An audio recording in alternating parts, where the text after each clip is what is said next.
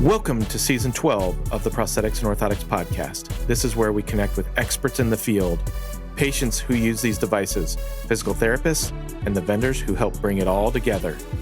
Our mission remains the same, to share stories, tips, and insights that help improve patient outcomes. Tune in and join the conversation. We're glad you're here and hope it's the highlight of your day. Hello, everyone. My name is Joris Peels, and this is another episode of the Prosthetics and Orthotics podcast with Brent Wright. How are you doing, Brent? Hey, Joris. I'm doing well, man. I did have to drive back from AOPA, so I landed in North Carolina, but it's about, I think, 700 miles. Okay. And I stopped one time. Wow. And that was just to get gas. I drive I call it a Ford Exploder. Yeah. So it likes to drink gasoline, so I had to stop. I don't think I could have made it 700 miles just because of biology, but nonetheless, it was a good drive. I didn't hit a lot of traffic, so but that, I did have a question for you. Okay. So one interesting thing about AOPA is it does stretch into the weekends. Is that a common thing for trade shows or not really? All right. Usually, like a lot of trade shows, is like theoretically it stretches into the Friday, and like a lot of people are going on the Friday or going on the Friday kind of after breakfast, kind of or after the first meetings. Well, I can't say that doesn't happen here. Yeah, exactly. It's also a commitment thing. You really see the difference between like small startups where everybody's still there. Right. And the boss is helping to put, she's helping pack in stuff and, putting stuff into crates. And other companies that are less committed, where everybody's like gone, or the stand is broken down on the last day of the show. You're like, right. Okay. So it went in the weekend. Okay, that's good. I mean, it went into the weekend. But what was interesting, the exhibitors actually broke down Friday at 4:00. So there were no exhibitors on Saturday. Okay. So I can't tell if that's a good thing or a bad thing. But I can tell you that, they had like 165 exhibitors, and they peaked on Thursday after the registration. Thursday morning, they had over 2,000 people. It was like 2,005, and then people keep on coming. So I didn't get to see the final count. Yeah. So I know it was more than 2,000. So I mean, that's better than they were pre-COVID. So it's pretty great. And also, so the visitor numbers and the booth numbers are positive, right? Yeah, and over 30 new exhibitors. So that was interesting, and it's always interesting, of who's there, who's not there, too. So there were, a couple things that I know that we mentioned. Form Labs wasn't there this year. Rapid Liquid Print wasn't there that I saw, at least. So it was interesting where people are choosing to do their time and energy. And then on Saturday, they do something really, really cool. And there were a couple new vendors that came to it. It's called the Digital Showcase. And what it is you have a massive room, and there's kind of case studies, one for a prosthesis, one for an orthosis, and you scan it, and then you show how your software, hardware, whatever, would treat that patient. And then if you really don't have anything to do with that stuff, then you get to still showcase your digital technology. And it was very well attended. And I took a page out of your book. You said, go visit Blasingtech and see what they're up to. And how was it? Was it interesting? I think it's really cool. Yeah. Very, very cool. Super nice people. Pretty innovative on the 3D printing side of things. They're doing some pretty large scoliosis stuff, as well as they have some automations and such. And then they're big into the foot orthosis side of things. So you can do a pair of foot orthoses. You get a kick out of this on their machine in 30 minutes. Okay, that's nice. That's nice. And TPU, right? Yeah. That's kicking, man. That's nice. So that's nice. Get off my bamboo. Yeah. Well, it depends how big the shoes are. They're about sure. Yeah. They're not going to be size 13s, right? Right. And this is, I mean, I think you can do full length. I didn't look super close full length on theirs, but a lot of people, and I agree with this, you do a 3/4 length, so up to kind of where the bend of your toes are, and then throw a top cover on, and you're off to the races. Pretty great. Okay, so, that's cool. Any other stuff you saw? Any other people you saw were interesting, like new things, like where you were like, oh wow, I never realized they existed or something? So we saw a couple things. There's some of the stuff you like, the adjustability. So obviously Click Medical was around.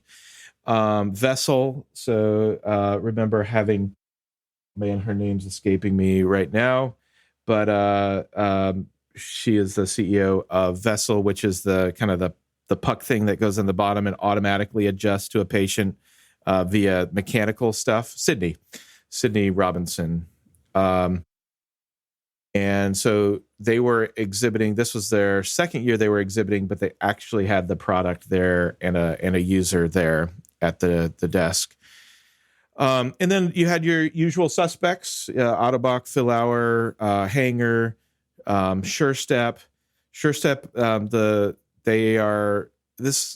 I think this was the first AOPA that they were showing their helmet, for kiddos that have misshapen heads.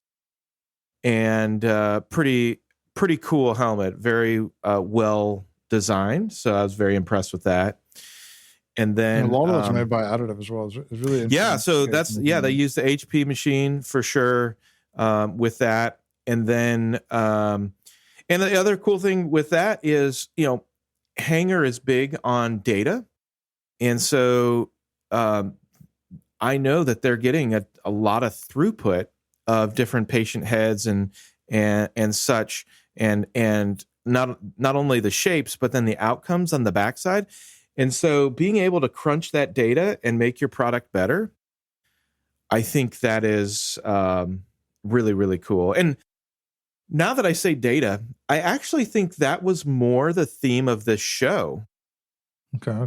There was a guy, and I'll have to put it in the show notes, but they did a AI or machine learning back brace.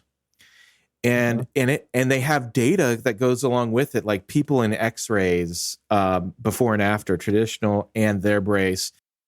And it just goes to show that software along with clinical expertise is a great way to get outcomes for patients. So, for example, I was watching his presentation, and they were getting better results than skilled clinicians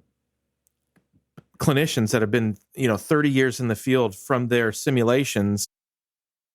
So like by a significant amount. It was like, they're getting something with a correction down to say 8-10 degrees, where the skilled person might be getting maybe 13 to 15.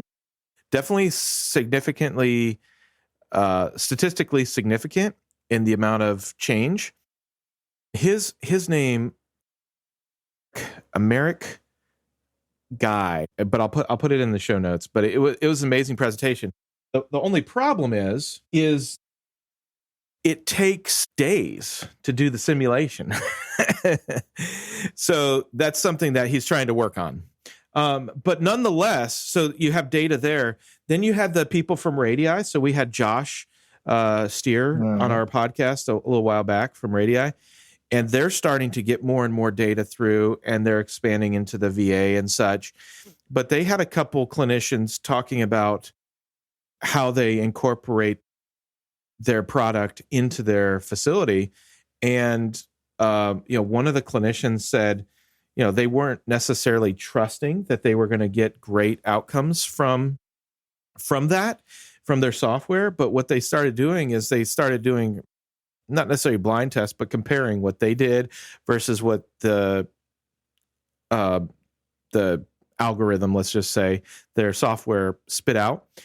And the clinician said that the patient feedback is, very close to the same as far as what they liked.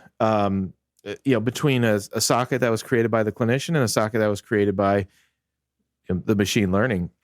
And I thought that was very interesting. And so to continue grabbing that data is very interesting.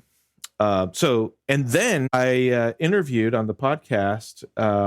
We went live. The booth next to me was a company called Tennr, Tennr, and the guy's name was Jonathan Bridges. And so his mom, so this crazy story. So his mom is a physician and was having all kinds of problems getting the right paperwork for her patients to get good care for something that she was sending out. So it was like, I guess it was maybe primary care. I want to say it was like for dialysis or something like that. So him and his team kind of created this workflow that takes a look at all the insurance documentations of what is needed and then intakes all the documents that you already have, and it tells you where your gaps are and it helps you fill them. Wow. That's so nice. And so that's so nice. Yeah. I mean that's what's crazy. So this person came to AOPA with a software and a solution that's a massive pain point for O&P, and that's getting the paperwork right and getting a prosthesis on a patient in a way that they're going to get paid for by an insurance company. It's as important as any other thing. Yeah. Also, what I like about it doesn't say, "Oh, we're going to automatically do everything," which would make me very worried. Right. But finding the missing pieces, that's something that computers traditionally have been very good at, and that's something I can get behind. And with the person reviewing it, at the end, that seems like the right approach as well, right? Yeah. Yeah. So that was really cool. That's cool. That was really cool. So when I'm thinking through the podcast stuff, so the first person that I had on actually was because I was dropping off a couple things to go to the HP booth, and Akash was there.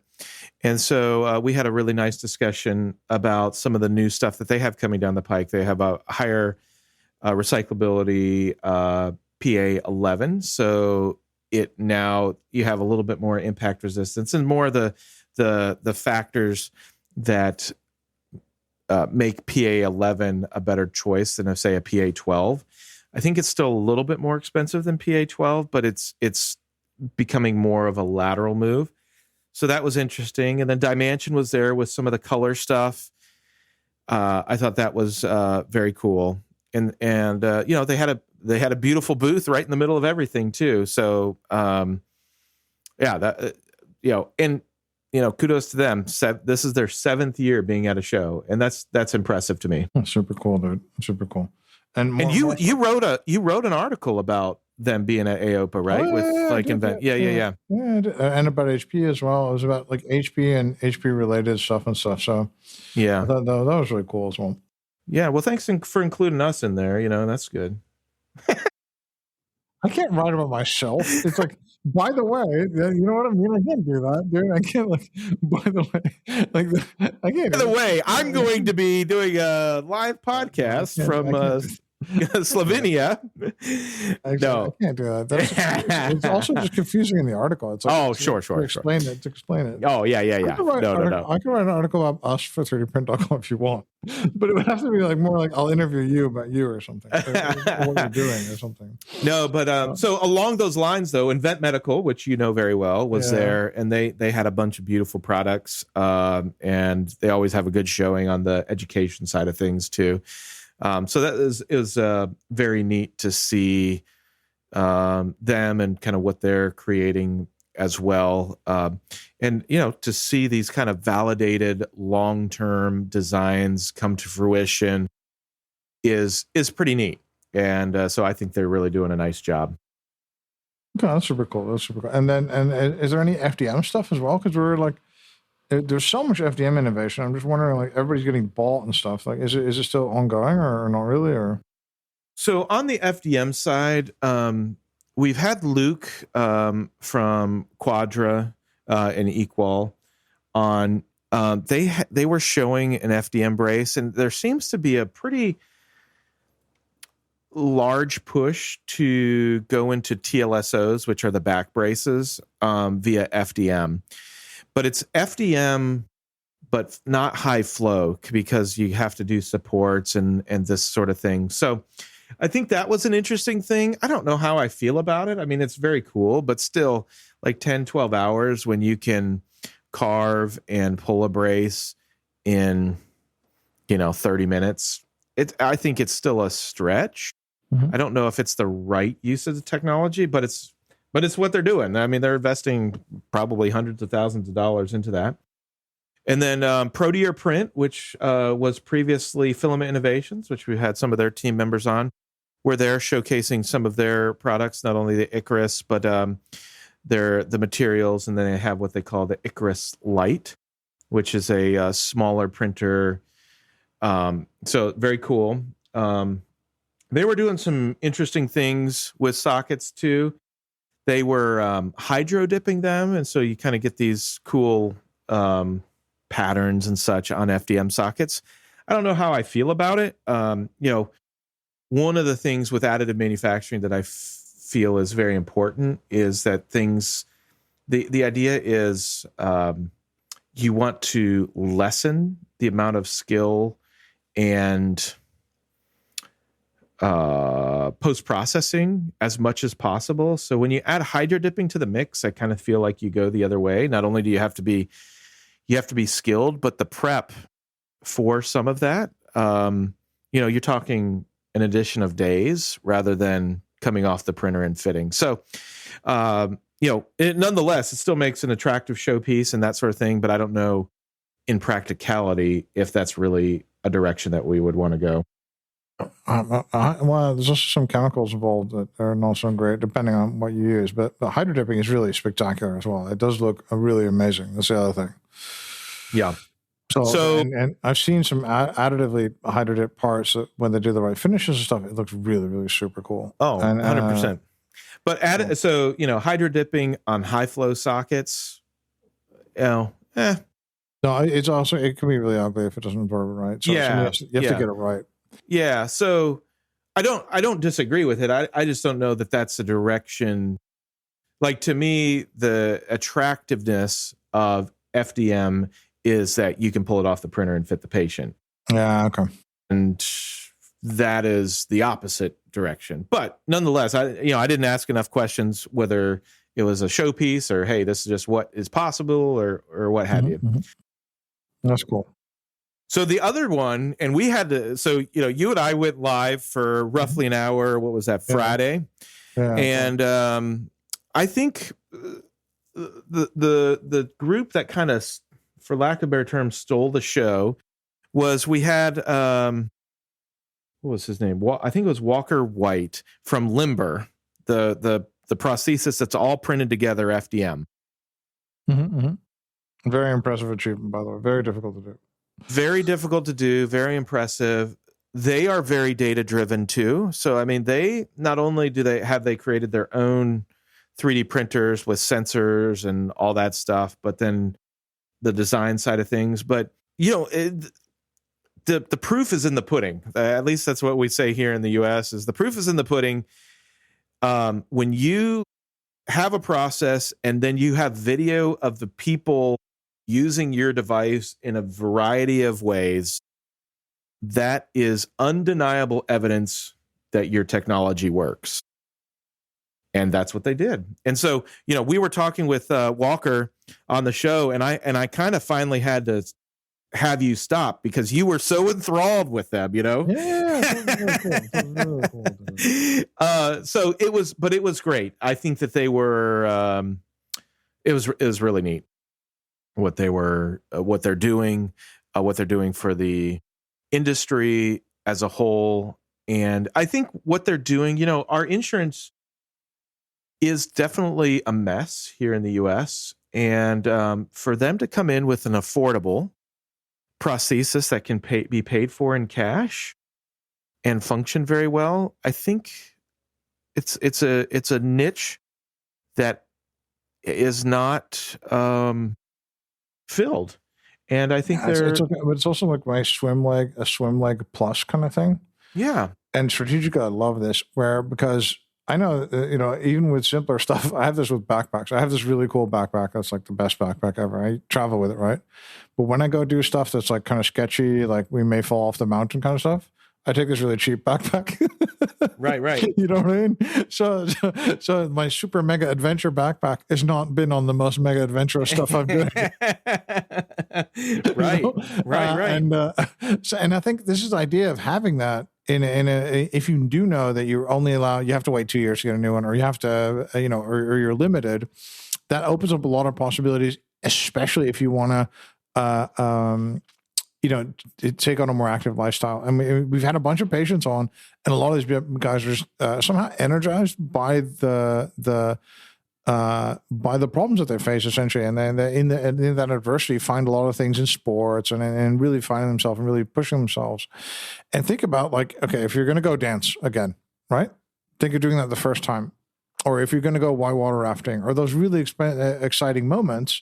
Yeah, maybe you take that kind of more expendable leg, and that becomes then, a really trusted source of a lot of joy in your life if you manage to dance the first time on that thing, or if you manage to do water rafting again, or for the first time in your life on that, So I think this is a really exciting kind of way into the market, especially with regards to patients and people trying to save money and people trying to save money but wanting the best care kind of. I think it's a really, really wonderful kind of way in. Yeah, agreed.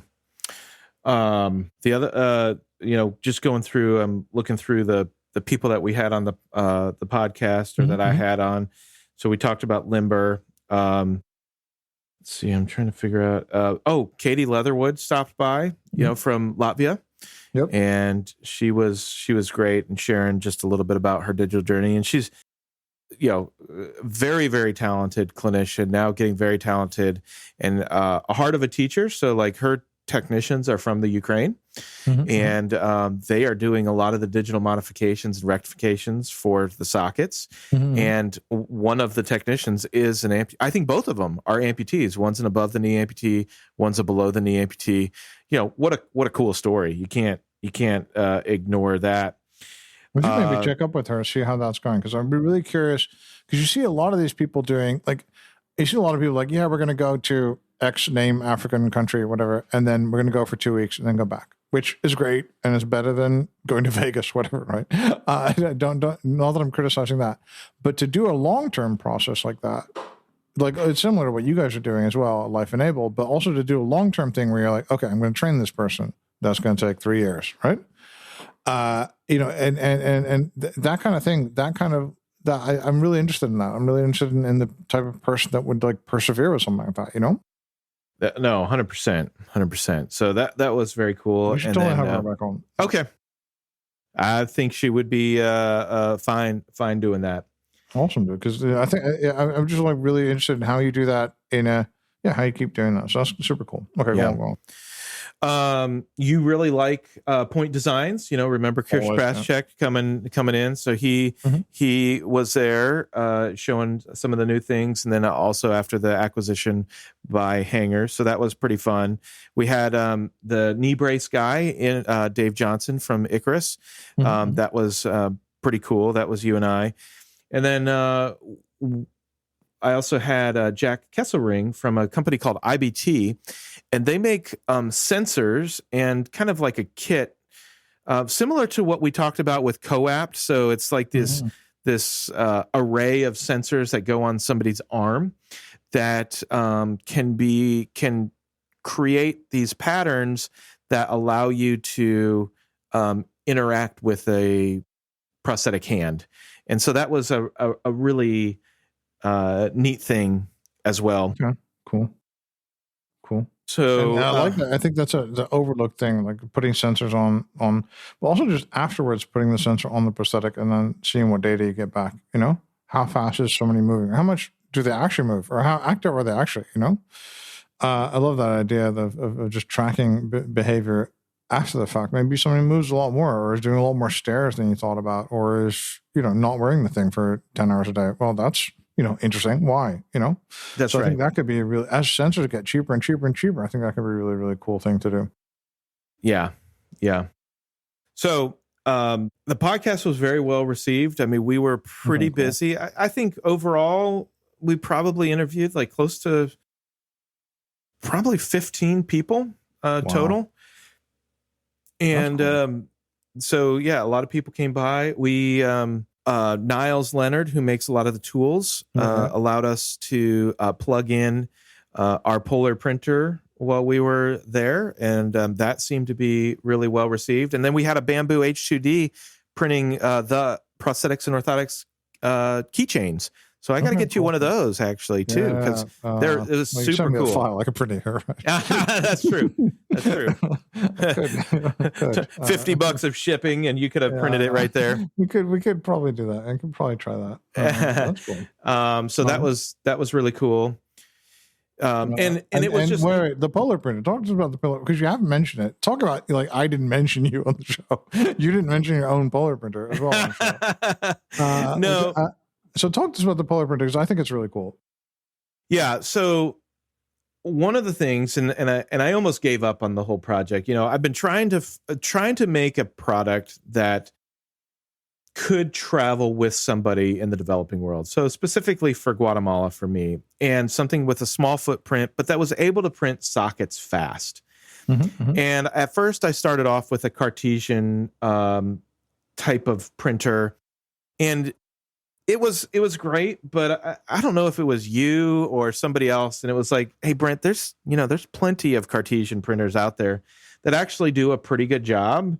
You know, maybe it's not quite high flow or whatever, but it's not necessarily novel. No, that sounds mean. It could be mean, but it sounds very mean. I'd like to think I was more positive. It was well, if it was me. But I mean, you know, this was about the time when Bamboo was starting to come out with their stuff, and you know, and it was higher Z stuff, and it's like, you know, you're right. Like, why do I want to be a machine provider of a machine, you know, made in the U.S. trying to sell this expensive Cartesian printer when there's plenty of them out there? Like, there's really no reason. And then when I really started looking at the stuff that we print, most of the stuff that we print is round. And so round, or would you say cylindrical, maybe? Yeah, cylindrical. Yeah, cylindrical, correct. And so at that point, it's like, okay, there's got to be a better way to print cylinders, and there's not a better way to print cylinders other than printing a cylinder in a cylindrical shape. So you're not using Cartesian coordinates anymore. You're actually using a bed that spins. And then I had to listen to you again about vase mode, you know? So, you know. Exactly. I've been waiting like maybe 2 years for this, so don't worry. It's okay. But the problem with regular vase mode, let's just start there, there are some interesting for the people shapes. That don't know, right? That's just like, just for the people that don't know first. Yeah, so vase mode is continuous printing, round and round and round, same direction, all the way up. There's no seam. And that's very cool, and it's very fast. However, it's really low resolution. And so there are sacrifices that you have to make clinically to make vase mode work in a prosthesis. So we still wanted to have vase mode like action, but with multiple perimeters. And so we had to not only have, you know, the hardware side with the Polar, but then we had to do the software side to have two perimeters, but it never stops extruding. So it's inside out, outside in, inside out, and there's this kind of quasi seam, but it's just where the extruder passes over top of the previous part. And then all the Z, there's no like hop to the next layer. It all happens in the layers itself. And so I think that is a really great way to go. But then I don't know why I'm such a glutton for punishment. I connected with some people that do non-planar, and I was like, well, Polar printer, and I have a cantilever printer. it's a perfect setup for non-planar, but man, is non-planar a crazy math problem. Yeah. But I did it nonetheless. And now what we're finding is that polar, non-planar with our cantilever style is way stronger than just regular layers, linear layers. And shocking. My goodness. Should we just call it? But you're the only people in the world doing this, right? And is it you? Who's on the team? Is it you and some other, Yeah. So I mean, Advanced 3D is definitely borrowing some horsepower from East Point, because East Point does the clinical stuff. But we are using some slicing from some people, but they don't necessarily do it for polar. So we've had to modify some stuff via Python. So after it's been sliced, then we run it through a Python script to make sure that we don't have any overlapping or whatever. So pretty cool setup, and we're getting sockets down definitely under 2 hours, and we're going to be pushing probably like an hour and a half, potentially even less. We're going to be limited by the extruder and cooling. Yeah. But okay, the coolest thing about this is you're the only people that are doing this in this way. Right? There's other people work on non-polar, but they're usually doing it differently, or they're doing the robot arm or other kind of ways, right? And then the offset non-polar kind of way you're doing it, and then spinning at the same time is I think, at least as far as I'm concerned, unique to you guys. I think you're the only people in the world that are doing this for any application, not only like for prosthetics and stuff, but for anything. And so this is really cool. And that's one thing that's really cool. It's always nice to be the only people doing something. The second thing is that this is actually, if we look at how these tracks or these layers are made and how they come together, you're the only people doing the logical kind of socket printing kind of a printer, right? Right. To get a really, really strong socket specifically. Because if we could have made a Delta type printer, right? Where we go to tube printer and then it moves the head very, very quickly in a C direction. You could have done something like that, but that would not have made the parts as strong as the non-planar tool pathing and this spinning platform thing. So I think what you're doing is really, really amazing. I don't know where you find the time, and I think this could be an incredible kind of innovation for a lot of people going forward. If you have the time to bring it to market, which I hope you do. Or at least have the time to, make a few of these things and get them in the hands of customers to test it out. Because I think, it could be the kind of really compact printer you need for Guatemala, but it could also be a really compact printer for a lot of workplaces to make sockets again and again and again throughout the day, very inexpensively, So I think that's, I think it's amazing what you guys are doing. I think it's really great. Really, really cool. So, I mean, I'm just kind of curious, like, okay, so, and it works. Like, so that's the cool thing is that we were, we were at the show and we're literally cranking sockets out in front of people's eyes, non-planar, polar, like it's ready to go. Now I'm having to make a decision of, do we want to bring it to market? And totally. I'll help. So well, the thing is, I'm not afraid of the manufacturing side of things. I'm actually more afraid. Not afraid is that the right word, but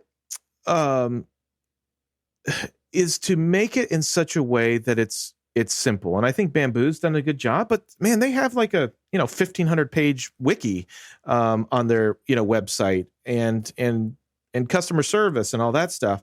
And so Bamboo started really simple, right? 50 million euros and 300 of the best engineers at DJI.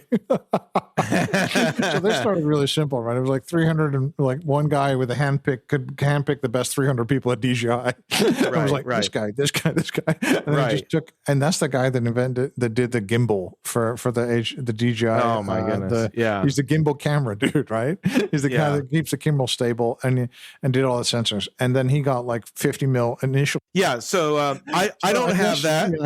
You probably won't get that. I just don't. No, ever. And if you had the 50 million, you couldn't pay for 300 engineers in the States anyway. So I think it's simpler. But what are you worried? Why are you worried? But yeah, like so, thing? I think like what would be my go-to market? Like we don't have a massive team, right? So but I feel like we have. So a lot of people ask, well, how can I be sure? We've been running the Cartesian version of this printer without the polar bed for about 7 years now. So everything is the same other than the bed. So I feel good about our choice of not only electronics, linear motion, that sort of thing. The only thing that's different is the polar printer, the spinning bed, which is not complex. It's one motor and a couple pulleys. So I feel really good about our combination of stuff. A lot, right? I think that's a key thing. That component could fail a lot. So or it could require a lot of calibration.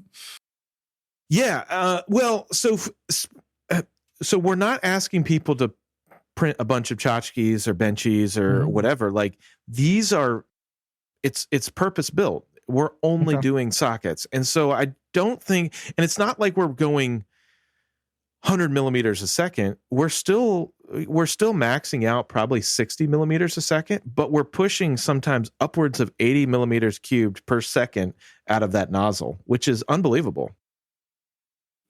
Yeah, I think it's first is like you need to productize it more, right? It needs to have a manual. It needs to work. So you need to be able to, for example, put it in a box, get it to work in the sense of,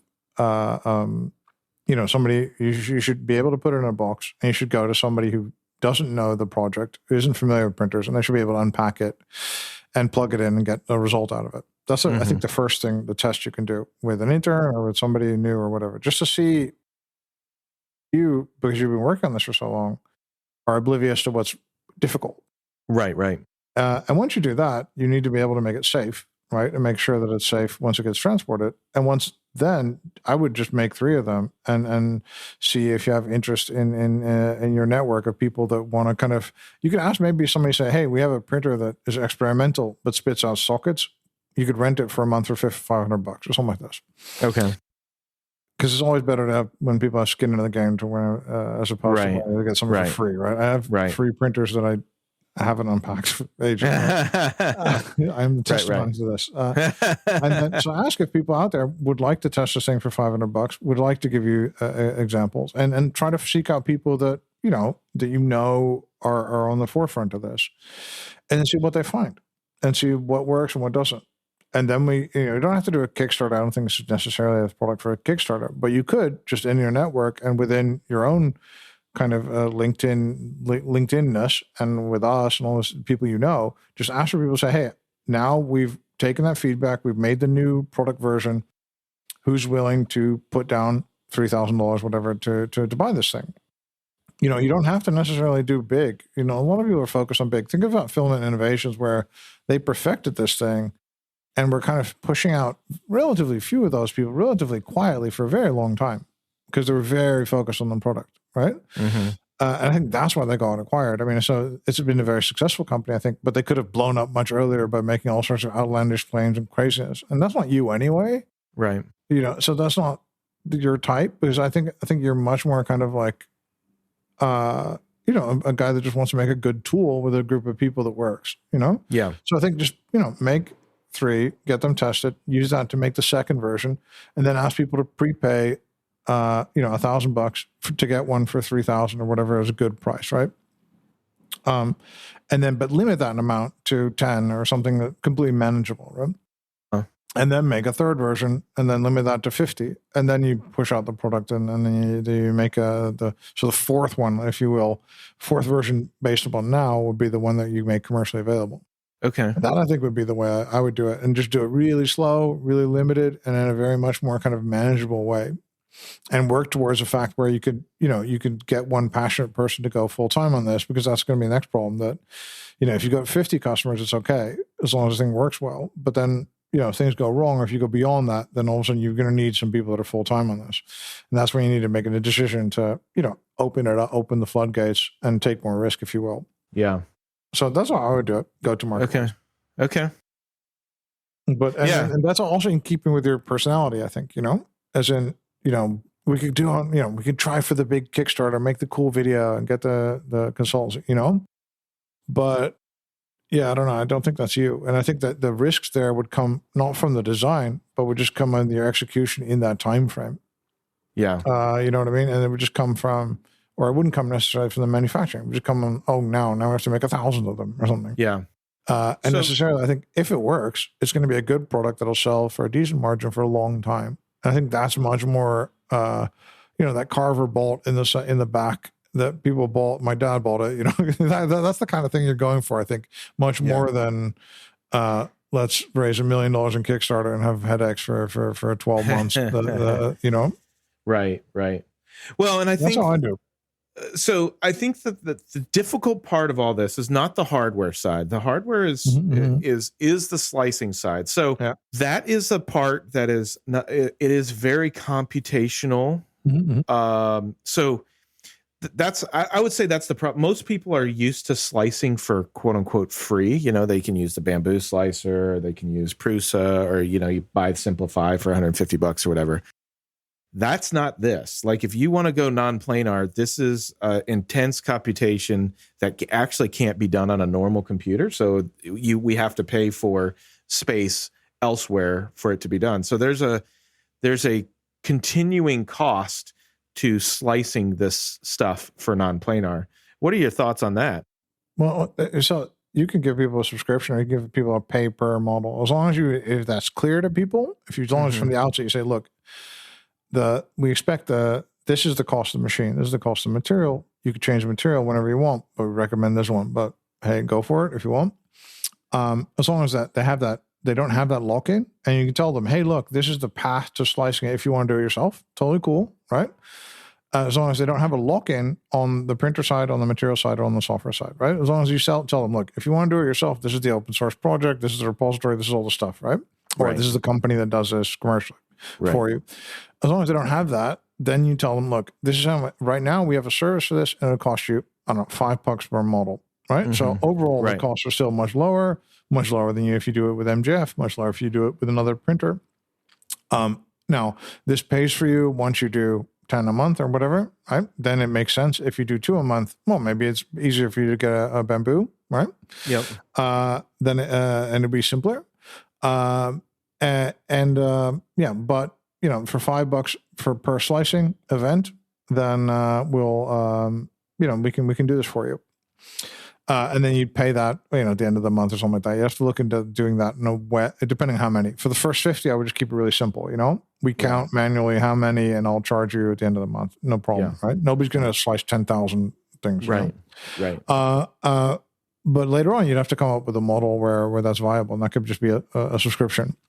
Okay. Right. 100 slices for, $20, and then you'd have to calculate with AWS or whatever server provider you have to make that possible for people. But that's okay. I mean, people are used to that now, as long as you make it fair. You don't want to make it too expensive. You don't want to break your business model too much so that it's too expensive to slice, so that people worry about the cost of slicing, Right. So it should be just like $5 per model is the base thing we can do. There's an open source path or a free without us path to take if you don't want to like us anymore.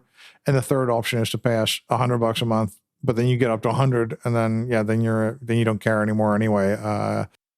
Because you're making so many of these legs that you couldn't care less if you're paying $100 per month in the software subscription. Right. That would be the way I do it. As long as you're clear. I mean, about the software stuff, people just don't like paying subscriptions. So give them an option to not pay subscriptions. Right. And people don't like being locked in. So give them an option to not be locked in. I think those are the two things you're afraid of. And also, that's also a good thing to tell people, say, look, this is a startup, this is new, but even if we would fail tomorrow, you could still continue to build your own software tool chain and do this without us, right? You're not stuck into us forever. Yeah, and that's most of the people you're going to get with this are going to be people that it's probably not going to be someone's first printer. It's going to be people who know what they're doing. They're looking for the edge of where things can be done. They're looking either for big volume or big savings, or to be the first to do something.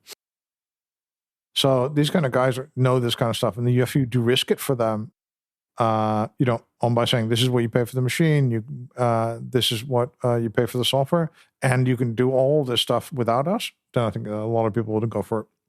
or at least enough people for you to get enough data to move forward. Yeah, well, and I think that's the biggest thing. So, like, most people are interested in printing, right? And when you're printing polar, especially with this stuff, it's pretty important, the design side of things. So, like, having a design guide is definitely important. But I can definitely, my biggest fear probably is somebody coloring outside the lines that don't necessarily know what they're doing as far as design, and then they use a inexpensive slicer, and then there's some sort of, whatever happens where it's not necessarily the fault of the machine, but it is a design slice issue, and then they have a bad experience, right? And so that, that's a worst case scenario. But what do you do for that? Yeah, well, this is people. Don't worry about it. This is people that do things on. I'm really into cooking, right? You know this. But this is people that do things online. They'll do stuff like, I made your quiche and I left out the cream, and instead I used almond milk, and it tasted terrible, and then the pastry kind of fell apart. They do this, right? And it would just drive me absolutely mad. You make a recipe, and then somebody would then just leave out stuff and then blame you for it, kind of, that happens. I think most people would think, oh, wait, I left out milk or I left out cream and used another substance instead. Yeah, it's my responsibility going forward. But not a lot of people do. And you kind of have to let that go.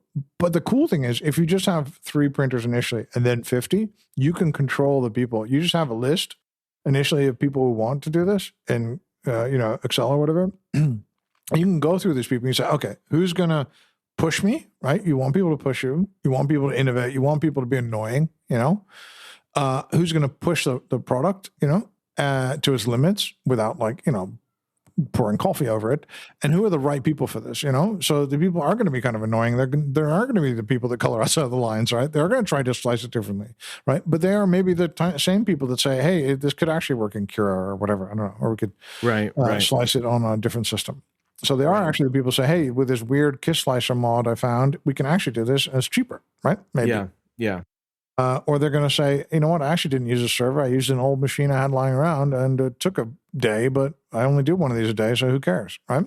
Those are the type of people. And you are going to get that. The moment that it's no longer your baby, it becomes somebody else's, right? You are going to get people doing all sorts of stupid stuff with this new thing, Just remember that on the Bowden 2 printers, I did a whole project thing on this, and the major failure mode was people. Right. And we were telling people all these things to do and all these things to change and all this. But the major failure mode was actually, for example, people crushing the Bowden tubes while shipping and moving around the printer. That was the major failure mode. Nobody told people about that because we didn't realize. Right. But it's, of course, logical. If your filament goes to this little tubey thing, and if you crush the tube, it becomes harder to squeeze the filament through. Mm-hmm. Yeah, duh. But no one in the world knew this, and instead everybody was making the printers things, or they were making the increasing the temperature and all this other crazy stuff. So you just never have any control over that. But the cool thing is, the first 3 guys, you can get it to the 3 people you know and trust, and that know enough, and that also will question you enough. And the next 50 is a little bit more difficult, but I think still enough people that have a lot of competence and do things correctly. And a couple of those guys are going to color outside the lines, and a couple of people are going to hate it. Not everybody's going to love it. It's not going to be for everyone, just like MGF isn't for everyone, or a filament innovation machine, or even a bamboo isn't for everyone. Right. Or a Prusa machine is for pretty much everyone, but still some people just think they're too finicky. I think they're amazing, but you have to commit to it to do it. It's a kind of, there's a different horses for courses, Yeah. It's a tool, right? Tool in the toolbox. Yeah, exactly. Learn the tool. Exactly. So I think you are going to get people that are disappointed. Now, you're going to be able to minimize that initially. So that's a good part, I think. But at the same time, just get ready for just people doing really stupid stuff and complaining that they're saying it's your fault. That's always the issue there. But I don't think, I think if this is printing one geometry, like you say, all the time, all day, every day, and people still have weird files for it, have files with flip normals or whatever crazy stuff, right? They'll still have scan files they'll try to throw it at, that kind of stuff. It'll still be pretty crazy from a file point of view. the machine operations are going to be the same for everyone, and the material is probably going to be the same for everyone as well, pretty much, right? Mm-hmm. Some people do polyprop, maybe TPC, whatever, I don't know, but generally, I mean, I think mainly people use kind of the same material. So I think you're going to have a lot less variables than the guys at Bamboo have, or the Prusa guys who just throw this thing out there and then watch people do all sorts of, make ceramics with it and all the kind of stuff, Right. All right, do it. I'll help you. Okay. All right. Well, I'm moving in that direction. And here's the funny part, Joris. Okay, yeah. Guess what? I have 3 in production. Oh, that's so weird. No, I didn't know that. Yeah, I know. So now that you threw that number out, I'm like, okay, maybe we're on to the. I have one that's going. I can't say where it's going, but it's going to a good place that I'm really excited about. It's a biomedical engineer that has a part of a clinic, and it's not East Point. Okay, so it's out of state, but they will work good together. So I'm excited about that. And then I have 2 others that. There's potential homes for those, and I'm excited about as well. Let's see where that goes, and then we'll kind of go from there. I think here's the other thing: we're looking at putting pellets on it, and that will drive the cost. Material costs down. Thank you for listening to another episode. Difficult. You're gonna have to. Okay, there's another thing you have to do is freeze it at one point, right? Take it from an ongoing project saying this is our shippable thing. So that's going to be a really important decision to make. But of course, pellets does, it's a tenth of the cost or something. So that's a really big thing. But it's going to be really difficult to maintain accuracy and speed with that as well, of course, as we know. So, but it's a really exciting development, I think. Yeah. So, well, and here's the other cool thing. I'm once the prosthetic stuff, is done, I think it's going to be very interesting for people that want to do other things that are around, so artists, that sort of thing. I think there's potential other applications that are going to be off label, from what I'm doing that may find it interesting as well. Well, that's super exciting news. Any help you need, I'm here for you. Okay. That sounds really cool. Yeah. All right. So guys, so you watched the birth of, the kind of like one of the first launch things of Brent's secret project, which I don't think even has a name. Oh, it's called the Vortex. Oh, the Vortex. Oh yeah. Okay. All right. Sounds cool. So the Vortex. Yeah. So what do you think? I mean, you are a name like connoisseur, so you typically give people a hard time. Vortex. It sounds like a slide. At like Six Flags. Do they still have Six Flags? Does it still exist? It sounds like a slide at Six Flags. Well, it's felt like it for sure. Yeah. Okay. 7-year Six Flags slide. Yeah. Okay. It sounds cool. It sounds a bit kiddie, but it sounds cool. Okay. But yeah, you're the one that has to say it like 10,000 more times, right? Yeah. So you have to be comfortable with it. But it sounds cool enough. People will probably spell the same way, so that's good.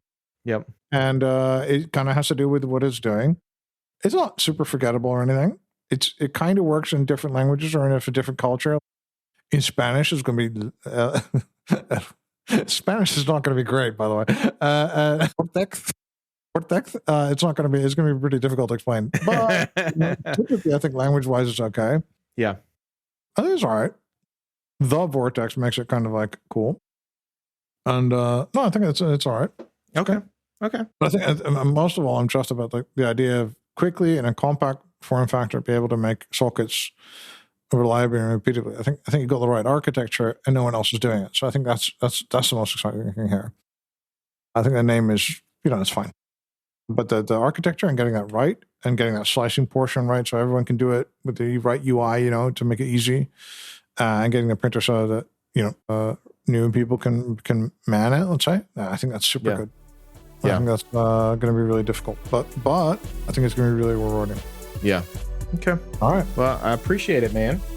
All right. And thank you for listening to another episode of the Prosthetics and Orthotics podcast. Have a great day.